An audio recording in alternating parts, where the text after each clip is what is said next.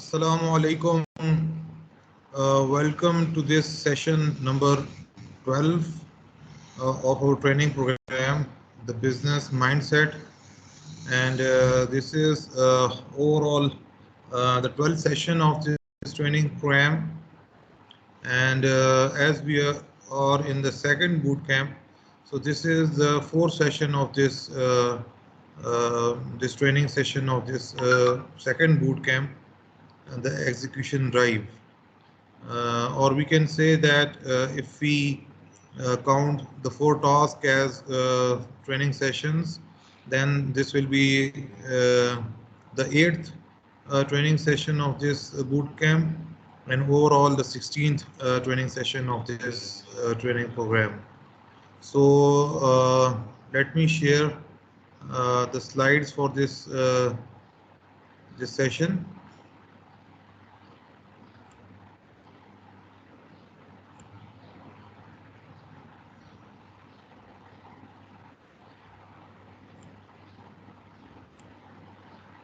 Okay, let me share slides. Yes.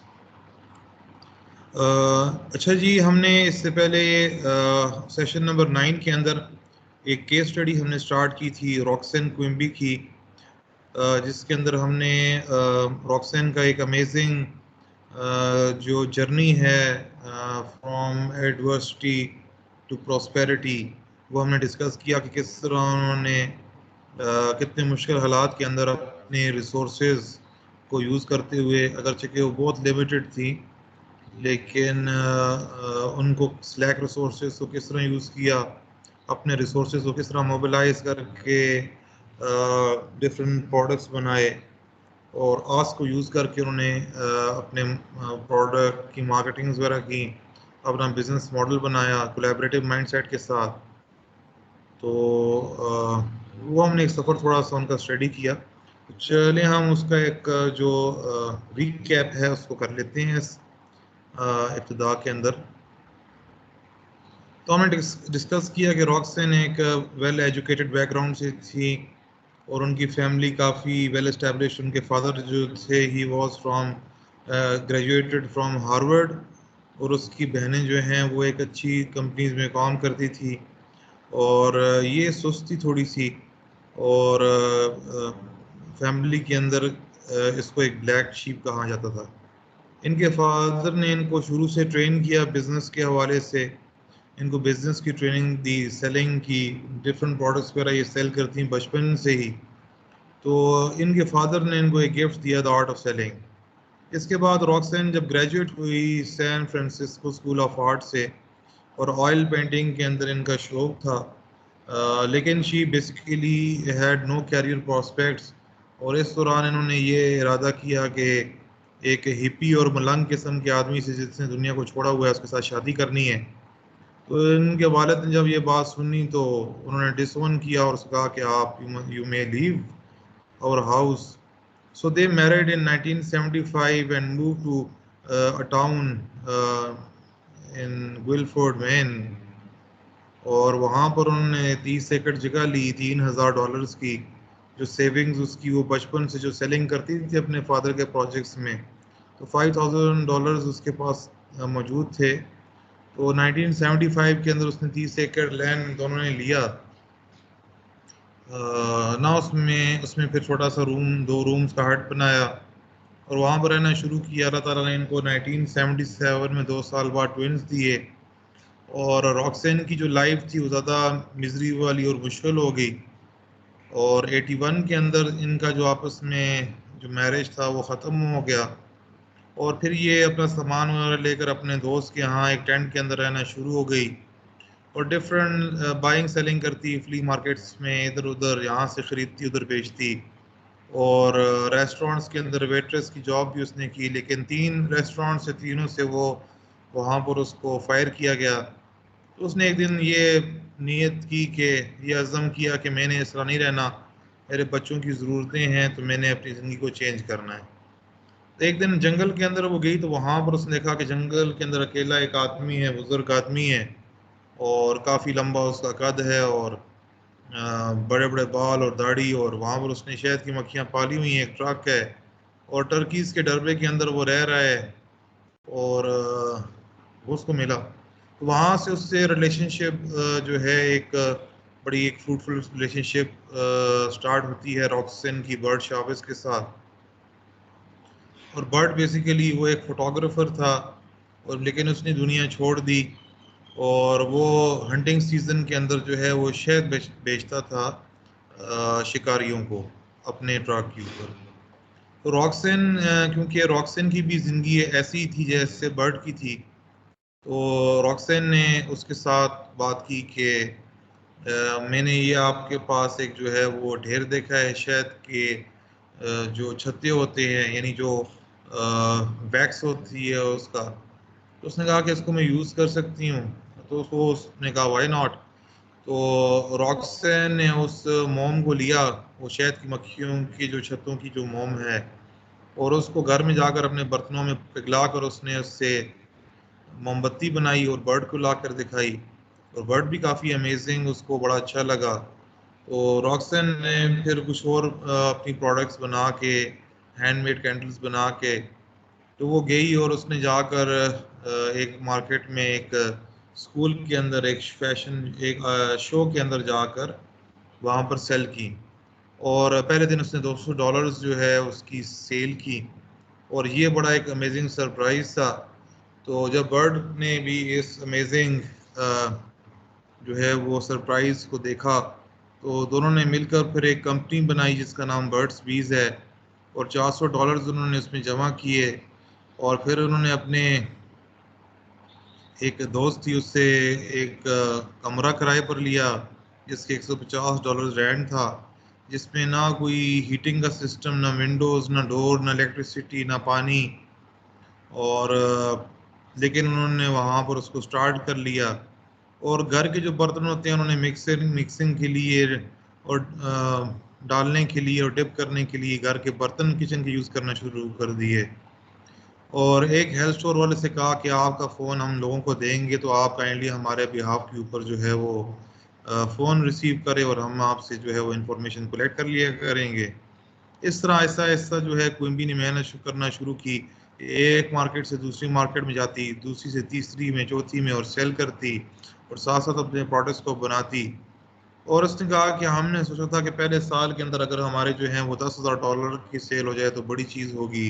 लेकिन जब वो 1987 का ईयर जब एंड हुआ, तो एक बड़ा सरप्राइज उनको मिला कि उन्होंने $81,000 की सेल्स और रेवेन्यू अचीव किया है। फिर ब्रेक थ्रू आया 1989 के अंदर, जब ये एक होलसेल शो के अंदर अपने प्रोडक्ट्स लेकर गई हुई थी। तो वहाँ पर एक अपस्केल बुटीक ने उसकी जो कैंडल है एक टेडी बियर शक्ल की, उसको ख़रीदा, और उसने जाकर जब अपने वहाँ पर एक विंडो में रखा, तो वो वहाँ पर बड़ी वो प्रोडक्ट उसका हिट हो गया, और उसने इनको जो है वो ऑर्डर्स देना शुरू कर दिए। तो रॉक्सन को इसके लिए हायरिंग करना पड़ी, अपनी प्रोडक्ट लाइन ऐसा ऐसा उसने अपनी एक्सटेंड की, नए हैंडमेड जो हैंडीक्राफ्ट्स हैं वो लेकर आई अपने उसमें, वीज वैक्स से बने लिप बाम, और डिफरेंट बर्ड्स के जो क्या नाम है घर शर वगैरह बनाने शुरू कर दिए, बच्चों के कपड़े बनाना शुरू कर दिए। तो ये एक सफ़र था रॉक्सन का। तो ये रॉक्सन के बड़े अमेजिंग किस्म के वर्ड्स हैं जो मैं चाहता हूँ कि इसको हम थोड़ा डिस्कस करें। She said that after a while I realize that I just like it. और इसके अंदर मेन जो उसने बात की कि रॉक्सन जो है उसका जो एक्सपीरियंशियल लर्निंग थी, और जो उसने एक्शन के बाद, अमल के बाद अपने बारे में उसने सेल्फ डिस्कवरी की, अपने बारे में उसने सीखा कि उसको बाइंग और सेलिंग अच्छी लगती थी, और वैल्यू एडिशन अच्छी लगती थी, चीज़ों को बनाना, उसको आगे सेल करना, लोगों से बातचीत करना। और उसको कोई फेलियर का डर नहीं था, इस वजह से कि वो एक ऐसी ज़िंदगी गुजार रही थी कि जिसमें उसके बाद कौन सा फेलियर होगा। एक ट्रेंड के अंदर वो रह रही थी, कोई बैंक बैलेंस नहीं है, कोई पूछने वाला नहीं है, हस्बैंड भी छोड़ गया और फैमिली ने भी छोड़ दिया। तो कोई यानी उसको इस तरह की फेलियर की परेशानी नहीं थी कि उसने जो बॉटम है फेलियर का वो उसने देख लिया था। सो वो कहती थी I would love the freedom of starting a business of not knowing how it would turn out. ये बड़ी इंपॉर्टेंट लाइंस हैं रॉक्सन की कि यानी बिजनेस को स्टार्ट करना, लेकिन ये नहीं पता कि फ्यूचर कैसे अनफोल्ड होगा, कि बिजनेस कामयाब होगा नहीं होगा। तो ये जो आज़ादी है कि बिजनेस इंसान शुरू करे और उसका मुस्तकबिल और फ्यूचर क्या होगा, कामयाबी होगी या नाकामी होगी, तो ये जो फीलिंग है रॉक्सन कहती है कि उसको मैंने बड़ा इंजॉय किया। और इम्पॉर्टेंट बात बात जो बिजनेस शुरू करने के लिए उसने और बिजनेस करने के लिए जो उसने यहाँ पर उसके वर्ड्स हैं, उसने ये बताया कि सबसे इम्पॉर्टेंट चीज़ जो है एक किसी भी बिजनेस के अंदर वो गोल नहीं है। जिस तरह हम समझते हैं कि कोई बिजनेस शुरू करने के लिए एक गोल बनाना, फिर बिजनेस प्लान बनाना, तो हम समझते हैं कि फ्यूचर को सबसे पहले प्रिडिक्ट करना और उसको फोरकास्ट करना बड़ा लाजिम है। यहाँ रॉक्सन ने ये बात कहती है कि गोल इंपॉर्टेंट नहीं है, जो प्रॉब्लम्स हैं वो इम्पॉर्टेंट हैं, जो टास्क एट हैंड है रोज़ाना का रोज़ाना जिसको हाल अमर कहते हैं वो इम्पॉर्टेंट है। और वो कहती है कि बिजनेस जो है it is the most liberating thing, इंसान को सबसे ज़्यादा आज़ाद करने वाली चीज़ जो है वो बिजनेस है, कि इंसान अपनी मर्जी के मुताबिक जो चाहता है वो करता है। और बिजनेस की ज़बरदस्त बात यह है कि इसके सबसे कम उसूल हैं, इसकी उसूल इतने ज़्यादा नहीं हैं।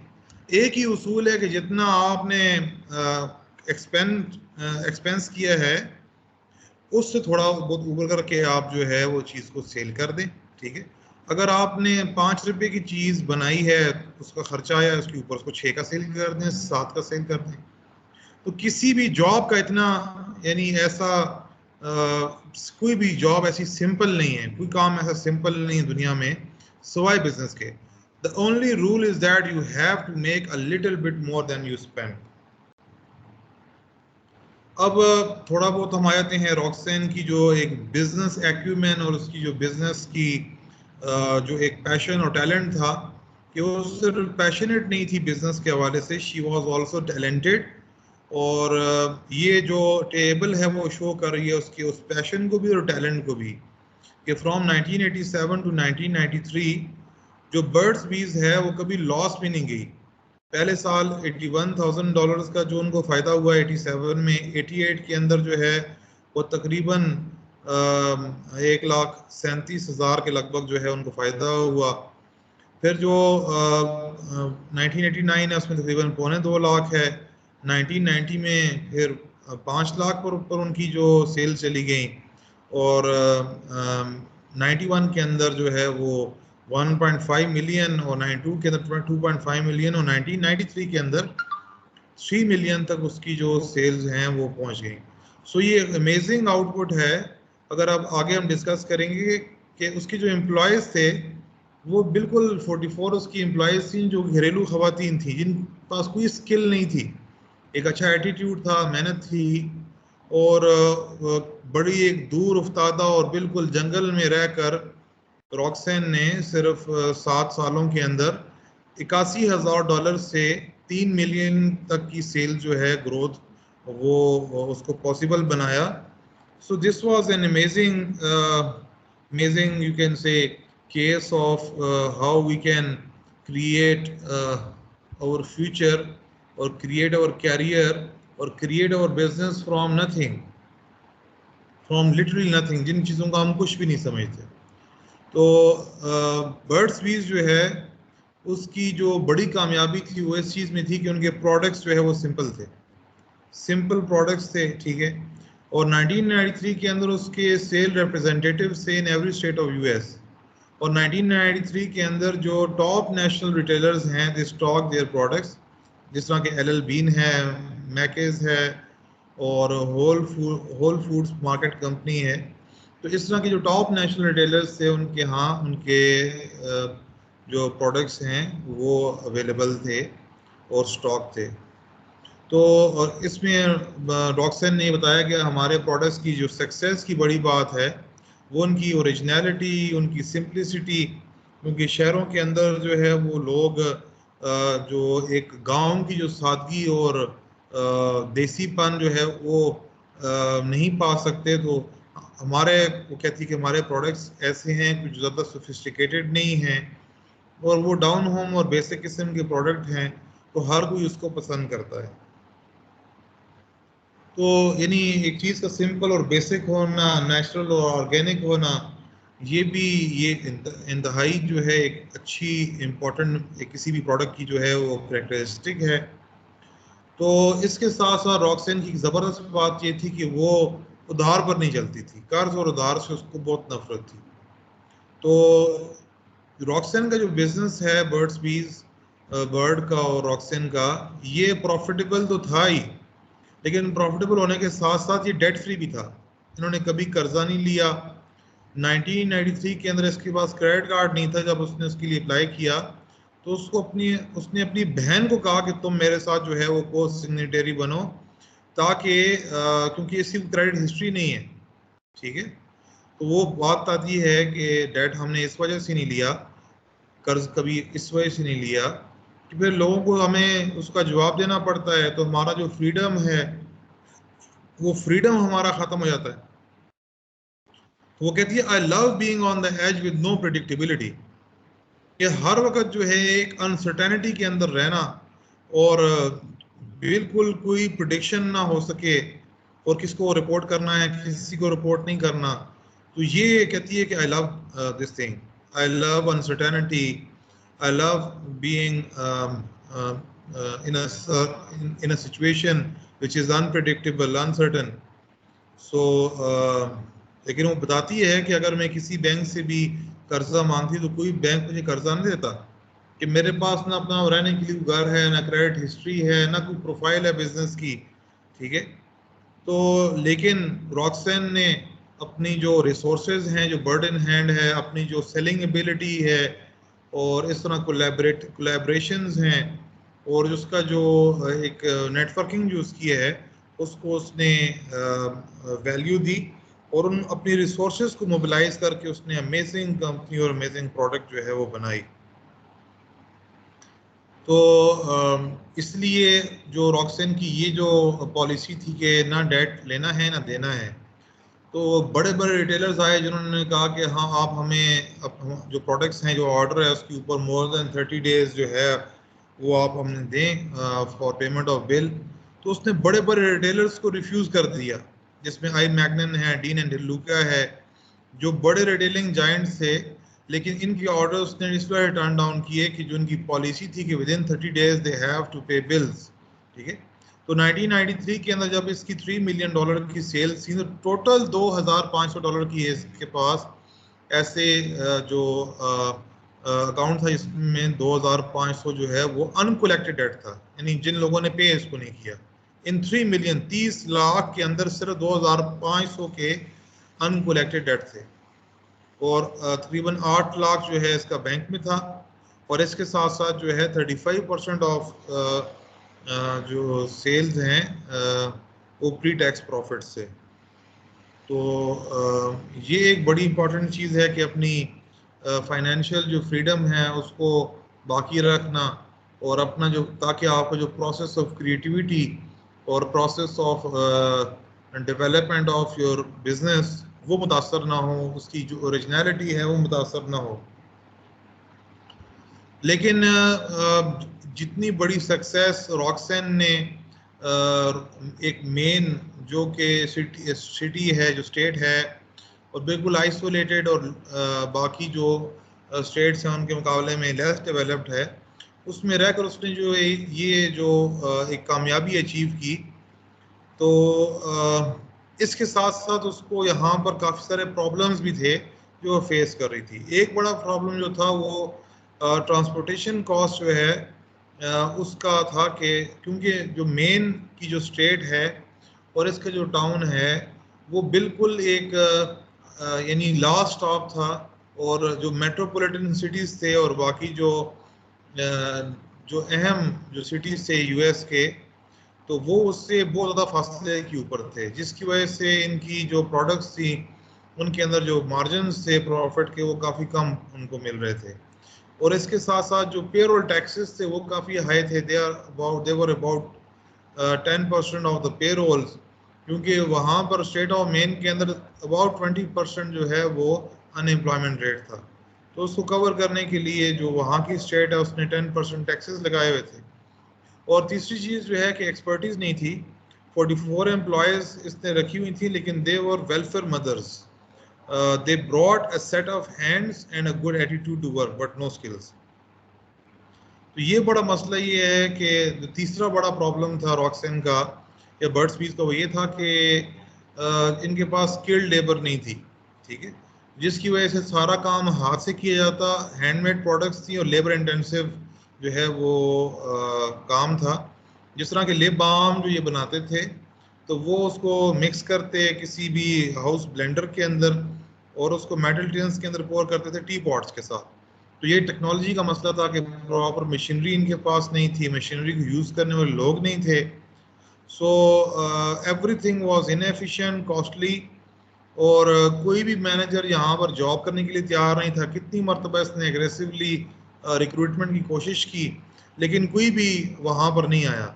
लेकिन इस सब मसाइल के बावजूद आप ये देखें कि रॉक्सन ने कितना पॉजिटिवली जो है अपनी रिसोर्सेज को यूज़ किया, अपने बर्ड इन हैंड को यूज़ करके और अफोर्डेबल लॉस को यूज़ करके और अपना जो एक क्या नाम है कोलैबोरेटिव माइंडसेट है उसको यूज़ करके, यानी विद इन 6 to 7 years जो है वो $3 million की जो मैसिव और अमेजिंग जो सेल्स और रेवेन्यूज हैं वो अचीव किए। सो ये जो प्रॉब्लम से मेन के अंदर उसमें इसी वजह से जो डिमांड थी, जो ऑर्डर्स थे, उनको पूरा करना उसके लिए बड़ा इशू था। तो हर वक्त वो अपनी ऑपरेशंस के अंदर, प्रोडक्शंस के अंदर और डिलीवरीज के अंदर हर वक्त बिजी रहती थी और अपने एम्प्लॉयज़ के साथ ज़्यादातर इन्हीं चीज़ों में रहती। तो उसको फिर अपने जो बिजनेस की ग्रोथ और एक्सपेंशन को मैनेज करने के लिए जो एक बिजनेस प्लानिंग या मैनेजमेंट की जो इश्यूज हैं उसको एड्रेस करने का मौका भी नहीं मिला। और ये अमेजिंग उसकी जो कोट्स हैं कि उसका जो बिजनेस है वो कहती है कि वो उसने अपनी एक यानी एक जिंदगी सी वो बन गया था हमारे लिए, कि उसकी अपनी एक जिंदगी थी बर्ड्स बीज की। वो developed a life of its own और वो चाहता था कि वो ग्रो करे, इसका बिजनेस ग्रो कर रहा था।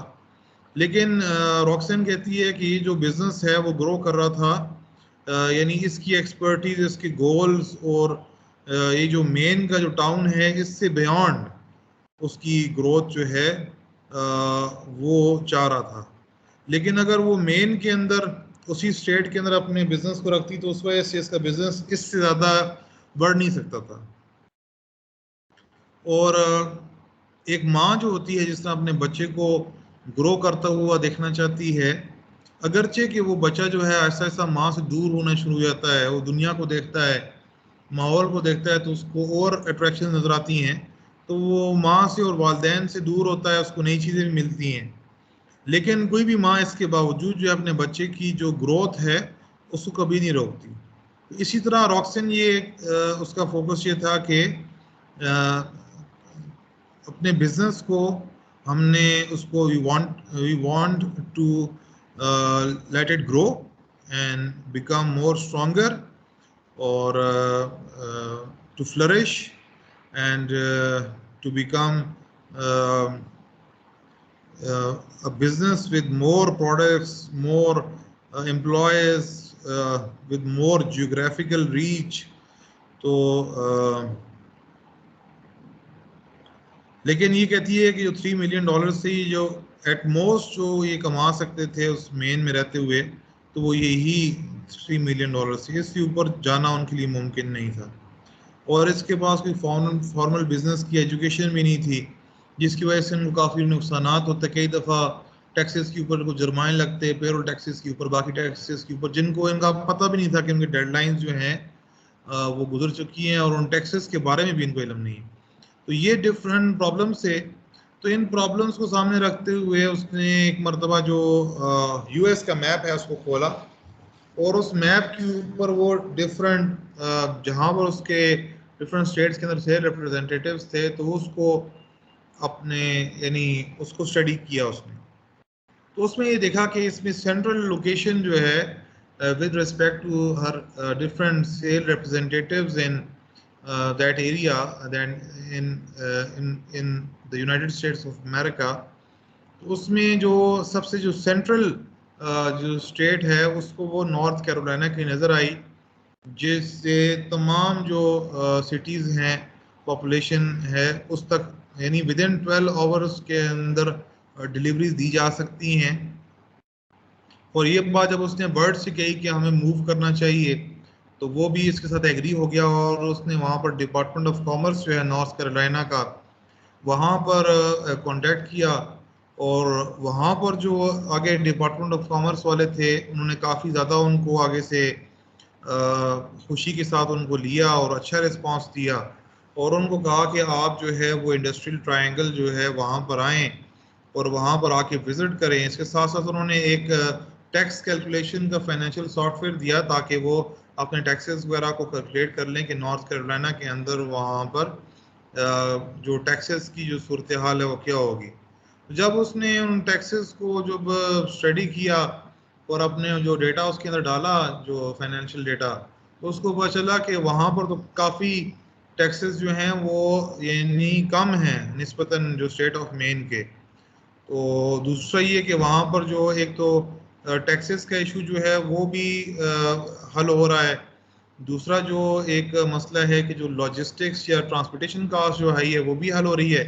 और तीसरा वहाँ पर स्किल्ड लेबर इसको अवेलेबल है, जिस तरह एक्स रेवलॉन जो है उसके प्लांट इंजीनियर अवेलेबल हैं मैन्युफैक्चरिंग के लिए, मार्केटिंग एक्सपर्ट है जिसका एक इम्प्रेसिव इंडस्ट्री प्रोफाइल है विद इन स्किन केयर और इस तरह की प्रोडक्ट्स के अंदर, ब्यूटी प्रोडक्ट्स के अंदर। So they visited North Carolina Industrial Triangle and they were impressed with what was offered to them by the representatives of the Department of Commerce, and they were interested in moving to North Carolina. So जब 3 दिन के बाद जब वापस आई रॉक्सन और bird, तो उसके बाद ये रॉक्सन ने जो मेन का डिपार्टमेंट ऑफ कॉमर्स है उसको कांटेक्ट किया और उनसे ये बात की कि आप जो है हम यहाँ से मूव करना चाह रहे हैं, तो अगर आप हमें कुछ इससे अच्छी ऑफर दें या कुछ थोड़ा बहुत अपने लिए हमारे लिए अट्रैक्शंस बनाएं तो हम यहाँ पर रहना चाहते हैं। लेकिन जब ये वहाँ पर उनके ऑफिस में गई तो उन्होंने बॉदर ही नहीं किया, इनको कोई जो है वो इम्पोर्टेंस नहीं दी। तो खुद ये कहती है कि अगर जो नॉर्थ कैरोलिना ने जो हमें डील ऑफर की है उसका आधा भी अगर हमें स्टेट ऑफ मेन ऑफर करती और उसका डिपार्टमेंट ऑफ कॉमर्स ऑफर करता तो हम उस डील को ले लेते और हम स्टेट ऑफ मेन से मूव ना करते, क्योंकि वहाँ पर वो हमारा पायनियरिंग स्टेट थी, वहाँ पर ही उसके वो ताल्लुक और लोग और जहाँ से सारी चीज़ें बिल्ड हुई, उसके बच्चों की अपब्रिंगिंग सारी वहाँ पर हुई। तो उन्होंने फिर उसको कहा कि अब 2 महीने बाद जो है वो कांटेक्ट करें। और रॉक्सन कहती है कि हम उनके सेकंड बिगेस्ट जो है वो एम्प्लॉयर थे और हम उनके टैक्सेस भी पे करते। तो इनके जवाब न देने की वजह से बर्ड्स बीज ने, रॉक्सन और बर्ट ने साइन जो है कर दी lease agreement with North Carolina Department of Commerce. तो कुछ अरसे बाद फिर उनको जो गवर्नर ऑफ मेन है उसने कांटेक्ट किया और उसने ये बात की कि जब उसने आर्टिकल इनका पढ़ा इनके मूव करने का from Maine to North Carolina Forbes के अंदर, लेकिन इट वाज टू लेट और उस वक्त तक ये फैसला कर चुके थे और अपनी जो डील जो है वो फाइनल कर चुके थे। लेकिन इसमें एक बड़ा मसला ये था कि जब वो मेन से नॉर्थ कैरोलिना मूव करते हैं तो उसके अंदर इनको काफ़ी सारी जो एक बड़े डिसीजंस और क्रिटिकल डिसीजंस लेने पड़ते हैं। उसके अंदर क्योंकि मेन के अंदर चीप लेबर इनको अवेलेबल थी जो कि $5 पर आवर थी और सारी प्रोडक्शन हैंडमेड थी, जिसके अंदर लेबर इंटेंसिव प्रोडक्ट्स से, जिस तरह बर्ड्स के हाउसेस से, बेबी क्लॉथ से, कैंडल्स से और लिप बाम और इस तरह की चीज़ें थी। लेकिन नॉर्थ कैरोलिना के अंदर जो है वो स्किल्ड लेबर की वजह से इन्होंने मूव करना था, लेकिन वो that skilled labour come with some extra money, it was expensive. तो यहाँ पर फिर उनको जो लेबर इंटेंसिव जो ऑपरेशंस हैं उनको छोड़ना पड़ रहा था और हैंडमेड प्रोडक्ट्स को छोड़ना पड़ रहा था, और they must go for automated production, जिसमें उन्होंने ऑटोमेटेड जो मशीनरी है टू प्रोड्यूस डिफरेंट प्रोडक्ट्स, वो उसके अलावा कोई ऑप्शन उनके पास नहीं था ताकि प्रोडक्शन कॉस्ट को डाउन रखा जाए। लेकिन इस यानी ऑटोमेशन की तरफ जाना और स्किल्ड लेबर की तरफ जाना, इस तरफ जाने के साथ साथ उनके लिए फिर बड़ा मसला ये बनना था कि उनको फिर सारी की सारी अपनी प्रोडक्ट लाइन चेंज करनी पड़ेगी थी। जो इनके जो ट्रेंडिंग प्रोडक्ट्स थे, जो हिट प्रोडक्ट्स थे, उस तमाम के तमाम प्रोडक्ट्स इनको छोड़ने पड़ रहे थे, और सिर्फ जो स्किन केयर प्रोडक्ट्स हैं दे वर ओनली पॉसिबल, और रेस्ट तमाम प्रोडक्ट्स को इनको डिलीट करना पड़ा था अपनी प्रोडक्ट लाइन में से। तो रॉक्सन ने फिर ये फैसला किया कि हमने जो है वो नेचुरल जो प्रोडक्ट्स हैं उसके कॉन्सेप्ट को प्रिजर्व करना है, कि हमारा जो कॉन्सेप्ट है कि हमने विदाउट केमिकल्स जो हैं वो प्रोडक्ट्स डिलीवर करने हैं अपने कस्टमर्स को। तो इस कॉन्सेप्ट को उन्होंने प्रिजर्व किया और they let go of the product line which they used to have in Maine. तो पुरानी प्रोडक्ट लाइन सारी इनको छोड़नी पड़ी, ठीक है। और उसके अंदर एक और बड़ा इशू भी इनको जो है वो फेस करना पड़ा कि जब आप नई मैनेजमेंट और स्किल मैनेजमेंट लेकर आते हैं which have a very big impact in the success of any company, so they ask for ownership, stock ownership। वो कहते हैं कि आप फिर हमें इसके अंदर शेयर्स भी ऑफर करें, लेकिन वही मसला है कि अगर इनको शेयर्स ऑफर करते हैं then there is that accountability issue कि वो जो फ्रीडम था, इस फ्रीडम और ऑटोनॉमी की वजह से क्विम्बी जो है, रॉक्सन, क्विम्बी और बर्ड्स भी आज एक बड़ी एक सक्सेस है। तो वो जो उसकी अकाउंटेबिलिटी का जो इशू बनता है ओनरशिप देने के साथ, तो that was a big dilemma for her. तो लेकिन हम यहाँ पर देखते हैं कि अब देखें, जब रॉक्सन को मेन से नॉर्थ कैरोलिना मूव करना पड़ा, तो अब वो जो उसका जो पहले आइडिया था, जिस आइडिया के अंदर वो पहले से यानी काम कर रहे थे, जो उसके प्रोडक्ट्स से डेवलप हुए, तो अब नॉर्थ कैरोलिना ने यानी जो सर्कमस्टांसेस ऐसे आ गए कि उसको वो हैंडमेड प्रोडक्ट्स और लेबर इंटेंसिव जो जितना भी जो ऑपरेशंस है वो छोड़ने पड़ गए, ठीक है। तो यहाँ पर आप देखें कि उसने वो अपनी जिद पे नहीं अड़ी रही कि नहीं मैंने जो है वो पिछले प्रोडक्ट्स ही बनाने हैं, हर सूरत बनाने हैं। तो वो सूरत में यानी she had a very good business brain and business mind, और उसने उसको यूज़ किया, अपने तमाम बाकी प्रोडक्ट्स को छोड़ दिया, कॉन्सेप्ट को बाकी रखा और स्किन केयर प्रोडक्ट्स के अंदर फोकस किया, क्योंकि स्किन केयर प्रोडक्ट्स एक ऐसी हैं जिनकी प्रोडक्शन के अंदर कोई रॉकेट साइंस इन्वॉल्व नहीं है। यानी उन स्किन केयर प्रोडक्ट्स के अंदर डिफरेंट जो केमिकल्स वगैरह या प्रोडक्ट्स इंग्रेडिएंट्स पड़ते हैं वो आपने लाने हैं, उनको आपस में मिक्स करना है, और करके मिक्स करना है डिफरेंट जो उनकी जो यानी उनकी जो रेशियो है उसके मुताबिक, और बस उसकी पैकिंग करके और उसकी जो लेबलिंग और पैकेजिंग करके उसको सेल करना है। तो इसके अंदर कोई बड़ी रॉकेट साइंस नहीं थी। इस वजह से रॉक्सन ने जो स्किन केयर प्रोडक्ट्स हैं उसको फोकस किया और अपने इसी माइंडसेट को आगे लेके गई। सो आखिर में जो she was caught in 3 options, one was to stay in North Carolina, कि वो नॉर्थ कैरोलिना के अंदर जो है वो जो मूव किया है और लीज एग्रीमेंट साइन किया है तो वहाँ पर रहे, लेकिन उस वहाँ पर रहने के साथ फिर उसको जो अपनी तमाम जो पुरानी प्रोडक्ट्स हैं और पूरी की पूरी प्रोडक्ट लाइन चेंज करनी पड़ती है, और हैंडमेड जो प्रोडक्ट्स हैं उससे हटकर ऑटोमेटेड प्रोडक्शन की तरफ जाना पड़ता है। तो ये एक बड़ा इशू है कि स्टॉक ओनरशिप की तरफ जाना, जो उसके लिए अकाउंटेबिलिटी का इशू है। दूसरा ऑप्शन ये है कि वो अपनी एग्रीमेंट को कैंसिल करे, लीज को कैंसिल करे और वापस मेन में जाए।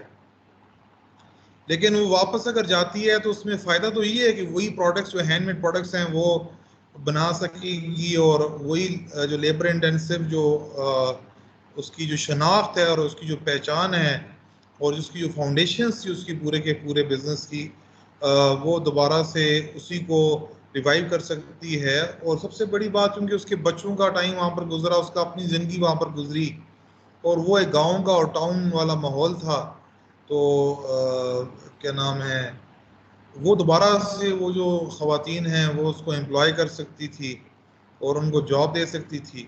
ठीक है, लेकिन फिर वही जो 3 प्रॉब्लम्स हैं वो उसको परेशान कर रहे थे, कि जो हाई ट्रांसपोर्टेशन कॉस्ट है, और इसके साथ साथ जो पेरोल टैक्सेस हैं, हाई पेरोल टैक्सेस, और जो स्किल्ड लेबर का ना होना है। ठीक है, और तीसरा जो इसका एक ऑप्शन ये भी था कि वो कंपनी को सेल कर दे, और क्योंकि इसका एक अपना एक विजन ये था कि ये she wanted to move to India, और वहाँ पर इंडिया की ख़वातीन के साथ हैंडमेड प्रोडक्ट्स जो हैं उस पर काम करना और उनको डेवलप करना और उसके को आगे बढ़ाना, ये इसका पैशन और इसकी ड्रीम थी। So these were these 3 options जो उसके सामने थे, और उसको डिसीजन लेना था इसके हवाले से। तो यानी ये एक डायलेमा है कि एक बिजनेस मैन जो होता है उसको इस किस्म के डिफिकल्ट डिसीजन जो हैं वो लेने पड़ते हैं। तो इन डिसीजंस को गाइड करने के लिए जब प्रॉपर लॉजिक आपके पास, एंटरप्रेन्योरियल लॉजिक या इफेक्चुएशन लॉजिक नहीं होगी, तो आप इन डिसीजंस के अंदर मुश्किल में पड़ जाएंगे। ठीक है, और नॉर्मली देखा गया है कि फिर ऐसे डिसीजंस के अंदर अगर आपका एक अच्छा बिजनेस माइंडसेट नहीं है तो आप उसमें गलती कर जाते हैं। ठीक है, जिस तरह हमने देखा कि वो ये यहाँ पर देखें, अभी हम ये अब देखें कि इसमें बेबी क्लॉज वो बना रही है। ठीक है, अब बेबी क्लॉज उसने कैसे बनाना शुरू किए, उसने इस तरह बनाए कि उसके माइंड के अंदर ये बात आई कि मैं अपने जो प्रोडक्ट लाइन है उसको आगे बढ़ाना है, उसको आगे लेके जाना है। तो उस प्रोडक्ट लाइन के अंदर, एक मिनट, अब उस ये जो फॉर एग्जांपल पहले वो एक कैंडल्स वगैरह सेल करती थी जो वैक्स से बनती थी, इसी तरह लेप बॉम थी। अब लेप बॉम कैसे बनी, क्या उसके लिए पहले से कोई आइडिया बनाया गया, बिजनेस प्लान बनाया गया? नहीं। जिस तरह ये शुरू में अपने कैंडल्स जो है वो बना रही थी, तो उसी दौरान उस वो कैंडल्स को बनाते हुए उसका जो हाथ है उसके होंठों पर लग गया। सर्दियों का मौसम था, उसके होंठ फटे हुए थे। अगले दिन उसने देखा कि उसके वो जो होंठ फटे हुए थे उसमें से खून निकल रहा था, तो वो जो होंठ हैं वो ठीक हो गए। तो वहां से उसको एक सरप्राइज हुआ कि wow, there can be a new product. तो देखिए, अब ये आप इस साइंस को देखें कि जो प्रोडक्ट डेवलपमेंट है और क्रिएटिविटी है और इनोवेशन है, इसका ताल्लुक जो है वो, यानी हम तो ये समझते हैं कि वो एक यानी पहले से एक फोरकास्टेड या प्रिडिक्टेड आइडिया है, बिजनेस प्लान आइडिया। ऐसा नहीं है, it was a total surprise. लेकिन उसने वो लेमनेड प्रिंसिपल जो है उसको यूज करते हुए उसने क्या नाम है, इस सरप्राइज को अपॉर्चुनिटी बनाया, उसमें कन्वर्ट किया, और उसकी एक नई प्रोडक्ट लिप बाम बन गई।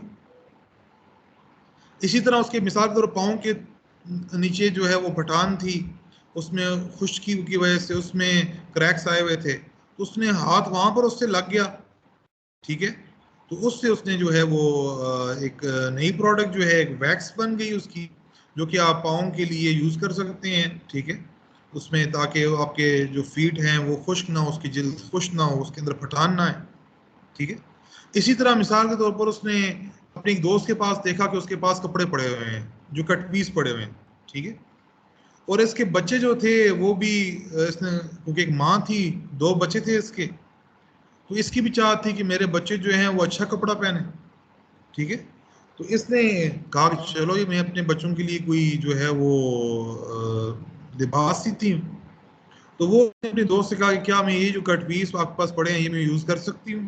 उसने कहा why not, you can use that, ये मेरे किसी काम की भी नहीं। Slack resource, using your bird in hand, using ask. ठीक, affordable, patchwork quilt, collaboration, collaborative mindset. ठीक है, उसने उससे कट पीस ले लिए। अब मसला ये है कि वो उसने जो है वो सीना है उसको। अब सीने के लिए उसके पास कोई मशीनरी नहीं है। अब हमें जो सिखाया गया है कि यार बिजनेस कैसे करना है, तो उसमें तो मशीनरी लेने के लिए आप लेट से जॉकी की 40-50 हज़ार वाली जो मशीनरी है बेहतरीन किस्म की, वो आप लें मशीन उसके लिए। लेकिन Roxanne she was a very intelligent lady and she had a very good business mind, business brain, ठीक है। तो वो एक यानी उसके पास ये ऑप्शन भी था कि वो एक बिल्कुल ब्रांड न्यू खरीदे। दूसरा ऑप्शन उसके पास ये था कि सेकेंड हैंड उसके पास अवेलेबल था, एक जापानीज अवेलेबल थी और एक चाइनीज अवेलेबल थी, ठीक है। जापानीज जो है वो महंगी वाली है और चाइनीज वाली सस्ती वाली है। अब ये ऑप्शंस हैं, ठीक है। लेकिन उसमें उसने इन तीनों ऑप्शंस को वेल नहीं किया। उसने उसको पता चला कि उसकी एक दोस्त है, उसके पास में मशीनरी है, सिलाई मशीन है, स्विंग मशीन है। उसने जाकर उससे रिक्वेस्ट की कि कहना है borrow this machine and I want to produce या मैं बनाना चाहती हूँ, I want to make cloth and uniform for my children. अपने बच्चों के लिए मैं जो है वो कपड़े बनाना चाहती हूँ। तो उसने अपनी दोस्त से रिक्वेस्ट की, उसने कहा कि ठीक है आप ये मेरे मशीन देखिए। अब एक प्रोडक्ट बन रहा है तो अब अपने बच्चों के लिए तो किस तरह उसको यानी स्टार्ट कहाँ से, शुरू से परफेक्शन की का फोकस नहीं है। उसने सबसे पहले उसको बनाया उस बच्चों वाले कपड़ों को, और रिक्वेस्ट करके आस्क करके, और फिर वो कपड़े सबसे पहले अपने बच्चों को पहनाए, और फिर उसने देखा कि मेरे बच्चों पर ये कैसे लग रहे हैं। तो सबसे पहले उसने टेस्ट जो है अपने से शुरू किया, अपने बच्चों से शुरू किया, और उन कपड़ों की डिजाइनिंग के लिए वो सबसे पहले अपने बच्चों को सामने रखा। और यहाँ से उसने अपनी एक नई प्रोडक्ट जो है वो हैंडमेड प्रोडक्ट जो है वो डेवलप कर ली, ठीक है। तो उसकी आप एक्सपेरिमेंटेशन देखें, वो लैब में है, ठीक है। और किस तरह वो एक नया प्रोडक्ट जो है उसकी जो उसको क्रिएट कर रही है, किस तरह इनोवेशन जो है उसको ला रही है, ठीक है। सो ये हमारे लिए बड़ी जबरदस्त लर्निंग्स हैं कि बड़े बड़े बिजनेस जो हैं जो इस दुनिया के अंदर हैं वो इसी तरह स्टार्ट हुए। KFC को आप देखें, मैकडोनल्ड्स को आप देखें, बिल्कुल रेडियोथर्म से स्टार्ट हुए, ठीक है, और छोटे से कदम उठाने से स्टार्ट हुए। तो हमें जो माइंडसेट दे दिया गया है कि बहुत बड़ा बड़ा सोचो, बड़े बिजनेस प्लान बनाओ, लाखों करोड़ों और अरबों की गेमें खेलो, ठीक है, बड़े बड़े रिस्क लो, बिजनेस जुए का नाम है, प्रॉफिट की बेस पर जो है वो जुआ खेलने हैं, तो ये तो गलत माइंडसेट है। तो हमें इस माइंडसेट को चेंज करने की जरूरत है। और ये जो आपको टास्क दिए गए, टास्क 1, 2, 3, 4 इस सेकंड बूट कैंप के अंदर, इनका मेन मकसद भी यही था कि आपको एग्जीक्यूशन किस तरह करनी है अपने बिजनेस की, अपने आइडिया की, आइडिया कैसे बनाने हैं, स्टार्ट कहाँ, रिसोर्सेज से स्टार्ट लेना है, आइडियाज को रिसोर्सेज को मोबिलाइज करके आइडियाज बनाने हैं, फिर उन आइडियाज को आस्क के जरिए एग्जीक्यूट करना है, इफेक्चुएशन प्रिंसिपल्स के जरिए एग्जीक्यूट करना है, और फिर आपने सीखना है कि क्या मेरा आइडिया आगे बढ़ रहा है या मुझे इसको चेंज करना पड़ेगा, ठीक है। तो लेमनेड प्रिंसिपल को सामने रखना है। तो अभी आप लोगों के लिए ये जो नेक्स्ट बूट कैंप है वो हमारा द कैटालिटिक ड्राइव, जो बूट कैंप नंबर 3, वो उन लोगों के लिए है कि जिन्होंने अपने जो टास्क हैं वो कंप्लीट किए हैं, और टास्क 4 के अंदर जो न्यू गोल्स हैं वो उनके डिटरमिन है, और उसकी बेसिस वो आगे कदम उठाना चाहते हैं, आगे बढ़ना चाहते हैं, ठीक है, अपने सफर को आगे लेके जाना चाहते हैं। तो उन लोगों के लिए ये एक जबरदस्त अपॉर्चुनिटी है कि उसको आगे लेके जाए। और बाकी लोग लेट से जिन्होंने इस ट्रेनिंग के अंदर पार्टिसिपेट एक्टिवली नहीं किया और वो पीछे रह गए हैं किसी भी वजह से, so they can go through the video recordings. वो वीडियो रिकॉर्डिंग जो बूट 1 की हैं, बूट कैंप 1 की, द कॉन्सेप्ट ड्राइव 8 सेशंस हैं, उन सेशंस में से वो रिकॉर्डिंग में से गुजरे। कोई इशू है दे कैन कॉन्टैक्ट मी, और उनके जो यानी जो भी इस तरह की क्वेरीज हैं आई विल एड्रेस दैट। उसके बाद जो हमने जो 4 सेशंस लिए हैं इंक्लूडिंग उस उनकी रिकॉर्डिंग्स को देखें, साथ साथ जो टास्क हैं वो टास्क जो हैं वो करें। बिजनेस और एंटरप्रेन्योरशिप ये करने का नाम है। ये कौम जो है सिर्फ रटों और थ्योरियों के अंदर पड़ी हुई है और कर कुछ भी नहीं रहे। और भाई कोई बकरियों की फार्म शुरू करो, कोई छोटी मोटी फैक्ट्री लगा लो, कोई स्किल सीकर फ्रीलांसिंग स्टार्ट कर लो, हैं, कुछ तो करो, कोई अपने घर के अंदर जो है वो सब्जियां लगाओ, आपके पास कोई लेट से 10-12 फ्रूट्स के क्या नाम है दरख्त लगे हुए हैं, उनके जरिए से कोई मार्मलेट बनाओ, कोई जैम बनाओ, कोई नई उससे कोई पिकल बनाओ, ठीक है, उसको आगे सेल करो, स्टार्ट लो भाई, कुछ तो करो। ये क्या तरीका है कि हर वक्त डिग्रीज के पीछे भागना, नंबरों के पीछे भागना, ठीक है, और एक शराब के पीछे भागना, पूरी कौम शराब के पीछे भाग रही है, अमल से दूर है, कोई नजरिया और सोच ही नहीं है। आप देखें ना, ये जो केस स्टडी है आप इसको देखें कि मतलब एक खातून है जो घर से भी आग हो चुकी है, उसका हस्बैंड भी उसको छोड़ चुका है, एक टेंट के अंदर रह रही है, ठीक है, बमुश्किल अपनी जिंदगी गुजार रही है, और कैसे वहां से वो यानी उठती है, और कितनी जबरदस्त उसकी लॉजिक है और माइंडसेट है बिजनेस का, ठीक है, और वो अपने आप को रिसोर्सफुल समझती है, और किस तरह कोलैबोरेशन पार्टनरशिप्स बनाकर और किस तरह अमेजिंग सफर शुरू करती है 1987 के अंदर, और 1993 के अंदर $3 मिलियन की जो सेल्स हैं वो अचीव करती है, ठीक है। तो ये जबरदस्त किस्म की हमारे लिए एक केस है, एक मिसाल है, ठीक है। तो अगर हम खुद अपनी जिंदगियों को तब्दील नहीं करेंगे और खुद जो है अपनी कोई डिसीजन नहीं लेंगे, ठीक है, तो कोई दूसरा मुल्क आकर तो हमें ठीक नहीं करेगा, कोई दूसरा कोई माशरा आके या बाहर से कोई एड नहीं आएगी। ये तो गलत नजरिया है कि गवर्नमेंट कुछ नहीं कर रही, या जो है वो हमें कोई पैसे मिल जाएं, रिसोर्सेज नहीं है, काम कर भाई, काम तुम जो कर सकते हो वो तो करो ना।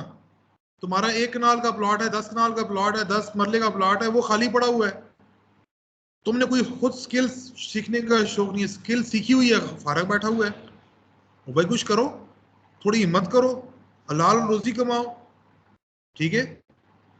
तो करने के साथ कुछ होगा ना, वैसे ही बैठे रहने के साथ और बातें करने के साथ तो कुछ भी नहीं होता। तो अल्लाह ताला हम सबको समझने की तौफीक दे। तो इसके बाद हम, ये लास्ट सेशन था हमारे इस बूट कैंप का, और इसके बाद हम we are moving toward the third boot camp, the catalytic drive, और उसके अंदर वो लोग जो जिन्होंने टास्क सबमिट किए हैं और अपना एक सफ़र शुरू किया है, तो उनके साथ थोड़े से हमारे मेंटोरिंग सेशंस हैं, और किस तरह ये आइडिया को एक बिजनेस के अंदर शेप कर सकते हैं। तो उन मैकेनिज्म्स पर हम बात करेंगे, उन मॉडलिंग के ऊपर हम बात करेंगे, और किस तरह ये फाइनेंशियल जो ऑटोनॉमी है वो अचीव कर सकते हैं कम रिसोर्सेज के अंदर, और किस तरह इसकी मार्केटिंग जो है वो इम्पैक्टफुल बना सकते हैं। तो इन एस्पेक्ट्स को हम नेक्स्ट बूट कैंप के अंदर टच करेंगे। अल्लाह ताला हम सबको समझने की तौफीक दे। जज़ाकल्लाह।